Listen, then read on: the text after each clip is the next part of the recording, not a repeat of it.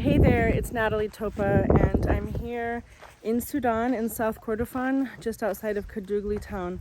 And I'm at the homestead of Hawa, and we're designing a sponge homestead. So looking at the flows of energy and influences, solar orientation, wind direction, water flows, nutrient flows, to understand how we might be able to reduce heat island effect, soak water into the soil for long-term drought and flood proofing, and how we can integrate perennial stability with lots of trees and shrubs and permanent evergreen elements that become the life support system for annual elements like other crops, grain crops, and things that she likes to grow, like vegetables. Hawa normally is growing sorghum, maize, kerkede, which is hibiscus, and okra, eggplant. Those are the main ones, and some also different leafy green vegetables. So what we did in the very beginning is map out the flows of her entire compound to see that water is, and what we found is that actually water is coming in majorly through this corner. There's a road there that empties water off into the hill, and it's not really hitting this wall, it's entering through this corner where she also happens to have the toilet. So this is the toilet for going number one only. It's called the hammam. So this is, and also it's for bathing and showering. Oh, hi chickens. So this is where urinating and showering happen. And that also adds nutrient, which is why we've got all these volunteer tomatoes all over the place. This is just a really nutrient rich corner. But water starts to come in and, sheet off of this whole compound catchment where she's sweeping every day. And it's also destroying, and affecting some of the structure. It's mud brick, fired mud brick. And so there's a lot of water pressure on this structure. You can see here lots of, water damage. And so what we decided to do is we're going to just create a little rolling dip, but water is going to land here. I'm going to tell the story of how the water walks through this compound. Water will enter here, and on this smile berm, which is on contour, we've lowered one side so that it will flow into this side and flow out. We're going to open this side so it will flow down. Hawa sweeps this whole compound every day, in her family, just to keep it, clean and free of weeds. But what that does is it creates a very compacted, impervious surface like concrete. And so what happens is that not only is water entering through this corner, it's sheeting off. And she was growing sorghum and okra and hibiscus down below. But she allowed us to harvest that so we could design a garden. So there's all these rooftops where water is coming off, and especially on this one we could see there was a lot of water damage, particularly right here. So water is picking up speed, a lot of speed and force. And so we've realized that this is a good point to not only create shade for this living area where people come and enjoy tea during the day. It's a nice shaded area. And so here we've got two smile berms, and we need to shape these a bit. This will be more sloped down, so we're going to perfect that tomorrow. But this will catch water off of the roof, and we don't want to maybe do a giant tree that might affect the structure, which was a concern of Hawa and her family. But a papaya or a lemon or a banana definitely doesn't have a root system that will long-term affect the house. But if you do have a tree that is affecting the house, if you cut the branches on this side, the root die back. So like if you chop this arm off, the leg will, on the opposite side, will die back. So if you're trying to control tree roots around your structures, cut off the opposite branches. So we're catching water. We want it to park. We want water to park where it lands, right? Not become a super highway. So I'm gonna take you through the design that we've done here. So basically water is going to sheet off, and we made smile berms. I call them smile berms. You can call them half moon, media luna, bund, whatever you want to call it. They're a little close. We didn't mean to make them this close, but sometimes it's hard to, monitor every single aspect when you have 30, 40 people working on a design project. So, but the point is that we don't have a lot of stones here. If we did have stones, we would have layered in an entire silt trap. Actually, the best thing is to first put seed down of whatever seed of grass that you want, so that when all this water is going to sheet off, carrying with it loose sand, that it would get trapped in the silt trap, and with all these grasses get cleaned, that deposit would pile up, but the water could trickle on through. So here we've done a silt trap of smile berms, and we also want trees protecting from that morning sun onto the garden. And this is going to create a right now it's 4 p.m. so you can see the long shadows. So this is we want to protect from the west side. Everything we want to do is protect, west proofing, shelters, compounds. Hi Hawa and Bashir and Ahmed and everyone. They're just watching me make the video. So we want to west proof. And so if you're in a refugee shelter or camp, we always want to create an opportunity to protect from the west side. So there's a shaded area that at this time of day people can sit. Look, everyone's huddled up around this wall because that's the only shaded place. But why do that? Create shade here, put the shelter on this side so you have afternoon shade on this side, and that's where people can sit and socialize, or where you can grow pots of plants or have a little garden. So water will come all the way through, carrying all the sand. A lot of the sand is going to get trapped here, and the excess water will continue on into the swale. This swale, we're making a trellis with timbers. We just happen to have these timbers. Actually, we split them because they were quite big. So this will become a nice growing surface. We want to have vertical gardens. And so we're going to, put some crossbars here. So pumpkins, just like she's growing on her house, and any other beans, like here they have beans called lubia or fasola, can grow and cover this and protect from 3 thieves of water. There are 3 thieves of water: the sun, the wind, and the slope. And the 4th thief is the person who doesn't properly calibrate their A-frame. So water will enter here, and as a protection measure, we don't want little babies and deep water to hang out together. So we will pack this full of more mulch, so water will still drain into here. But if someone or a little baby goat falls in here, they're not going to sink to the bottom. There's there's all this material. This is as big. This is probably more than a meter. This is as big as I would make a swale without putting a footbridge. Tomorrow they may put a little footbridge of local materials. If you make a footbridge, don't block it from spreading. Don't just pile stones. Water still needs to be able to spread out. All of this is on level, okay?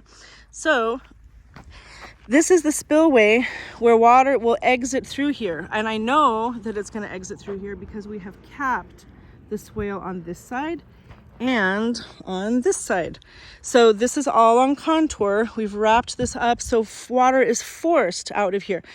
This is one design. If you want water to exit out, there are ways to do that, which I won't go into. We are trying to catch as much water as we can in the system. So right in the middle of the path of water, we've created a big smile berm where we'll have a tree here, probably put a banana here in another hole, like a long-term overstory tree, like a mango or another long-term tree. Banana, papaya, and this becomes like a 1-tree food forest or 3-tree food forest. Bananas aren't trees. But the point is that this will become a shaded area where you can grow lots of other leafy green vegetables, creeping things, crawling things.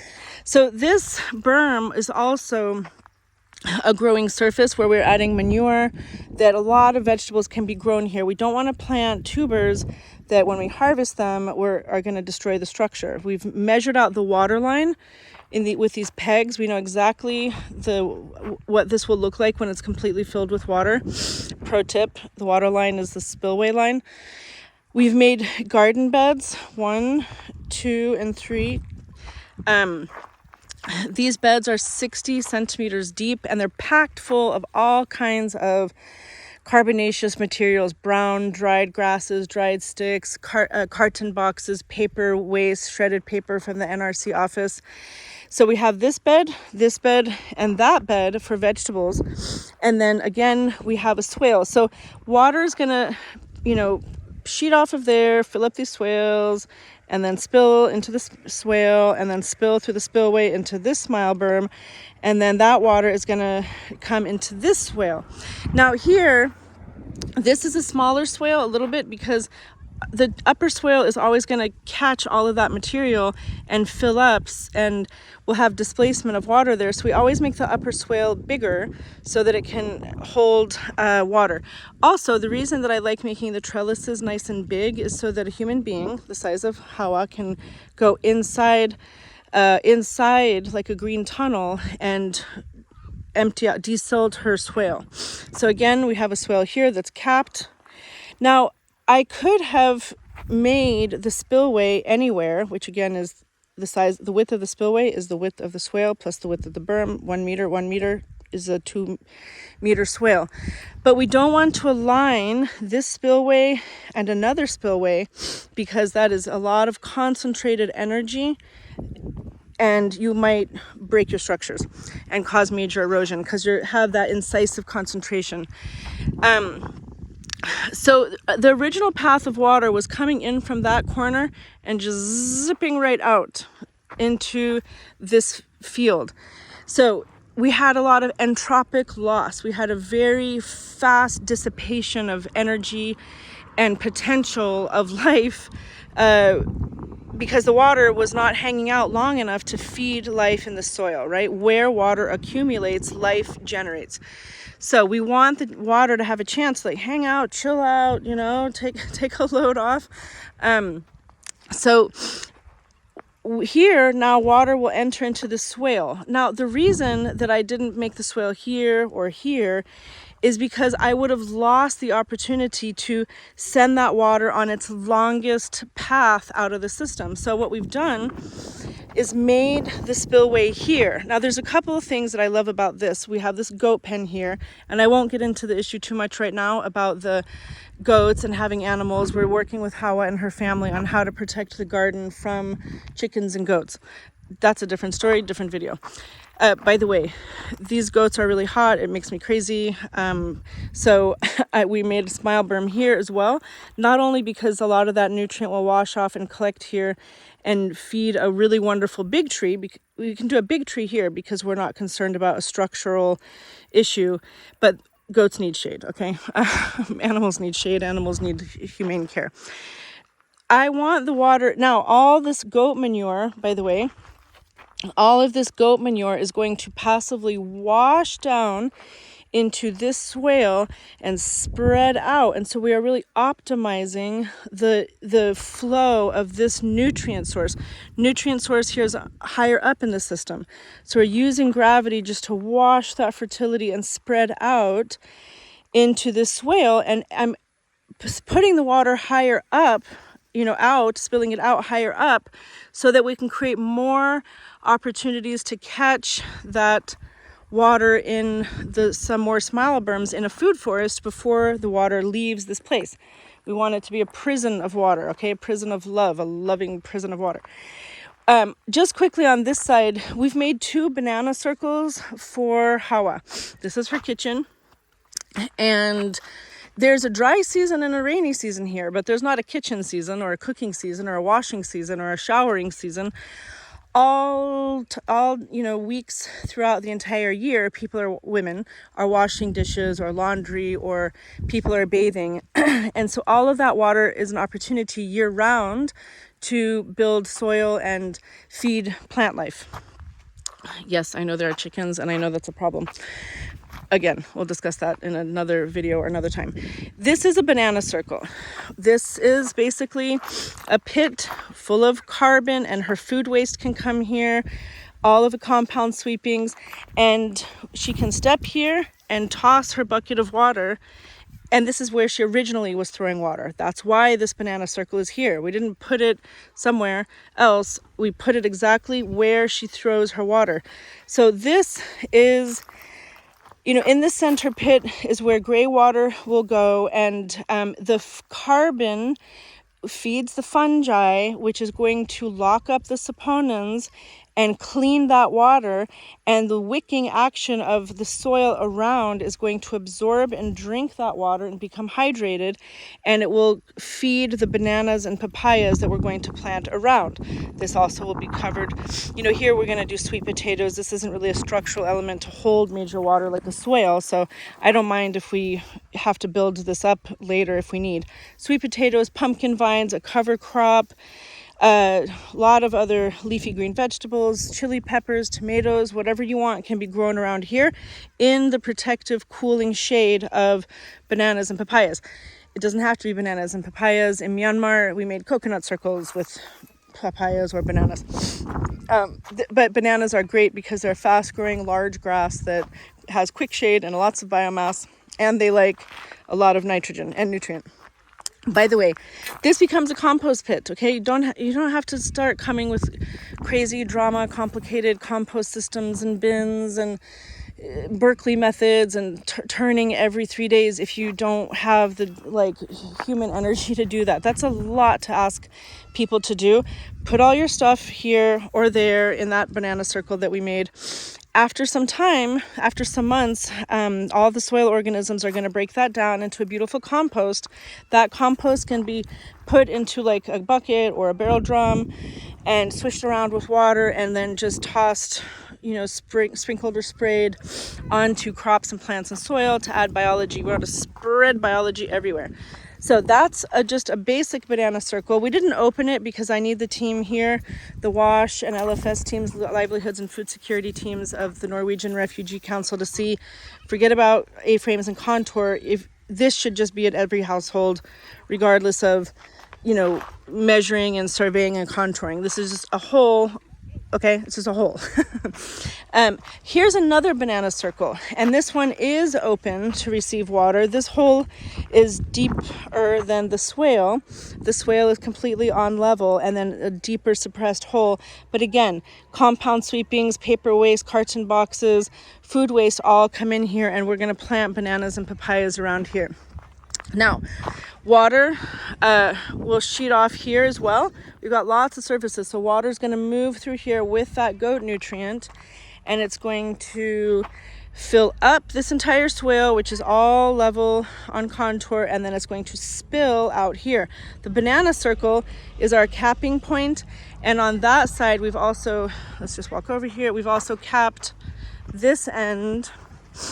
Okay, so this is now already coming uphill. Water, just by virtue of gravity, is going to be forced out of here. And by the way, once again, you don't have to have a berm. We could just remove all the soil and all of this would create a sheet flow. But because we have a tight space and we're being very intentional with the movement and meandering of water throughout the system, we wanted to bring it up here. And now this water is going to spill into this smile berm, this smile berm. This will just get, from this catchment, and this, we have big rains here. But now this water will come to this smile berm, and we're going to do a little protective berm here on this existing lemon tree. And then we're making our last smile berm here. So we have created an obstacle course where this water is just on a switchback pattern, filling and spilling and filling and spilling and filling and spilling, so many different places. Every opportunity we have to catch water and the nutrient. Water is not just clean bottled water, right? It's carrying lots of good juicy things like, dead insects and feathers and poops and seeds and lizard tails and whatever else it's carrying. Good stuff that gets trapped in these structures and will add fertility and productivity. So this is what I'm calling the sponge homestead, because we've created, and by the way, this is all before we are mulching tomorrow. So this is the bare bones infrastructure of the system. And I wanted to show it before we cover it, because this does not yet have the protective mulch on it. So everything you see here will be completely covered in the massive amounts of grasses and leaves and things that we're going to be bringing in from outside. So once again, that's the corner by the toilet, the hammam. So water will come into those smile berms. It's going to trickle down here, fill up these smile berms into the swale, fill the swale, come out of that swale into the smile berm, come out of the edges of the smile berm into this swale, fill up, spill out there, and then come into these smile berms and trickle out and and finally it will leave, but not after we have had the chance to fully deposit and bank and soak and hydrate and quench these thirsty, parched soils. And we'll add in so much fertility. Every smile berm but we have manure all over these berms, and tomorrow charcoal dust, manure, greens and browns covering all the smile berms. The tree hole also, you know, greens and browns, especially browns, dried grasses and mulching type things, plus manures, plus charcoal in the hole, and then keep it a basin so we can mulch on top, and then protective baskets. And I will do another video tomorrow showing the final product when it is all mulched. But just last word, we should not have you know, animals. Oh, except this dog. I love this little dog. Hi, come here. Come here. Love that little puppy. So, you know, we, in a small household garden, we do want to protect little seeds we've just planted and everything from animals, and also the the trees, especially from the goats that will destroy them very quickly. But as you start to get into larger systems, it does get more and more difficult, and especially when we're doing farms. But we have had situations where we do large farms, that have plenty of chickens, but they, you know, things just grew so abundantly because we overplanted so much. I would rather overplant and thin out than underplant and just have, like, you know, a desert with like a single tree. By the way, quick note on these beds, they are all leveled with an A-frame, so they will not be as prone to erosion. We don't want water just to, you know, pool off in one area and start to create rills and erosion. But that's it. So this is Hawa's sponge homestead, and we have had 10 other households here, including some of these people. How are you, Kif? People are tired from a long day of work. Suleiman, Hawa, how are you? Quick video selfie. Yes. Tamam. Tamam. Shukran. So, yes, we're ready. Nimshi, we're gonna go. It's the end of the day. People are tired. We've worked a lot, but this is the one chance we had to make a video without a bunch of people and music and noise. So, hope that's interesting. I hope that's helpful. This can be done in the context of displacement. You know, returnee IDP homes, even in refugee camps. Why not? You know, again, reducing heat island effect, that roasting radiant heat off of surfaces, off of the ground, that creates really amplified temperatures in any context, including urban environments and places where we have a lot of structures where heat is just bouncing off of all the surfaces. We're catching water, harvesting it, soaking it into the ground. So we will hopefully have a little green explosion, a biological uplift that will create a really wonderful, abundant, and perennially stable system for Hawa and her family that can support the annual crops that she also uses for market. So hope that's helpful. Bye.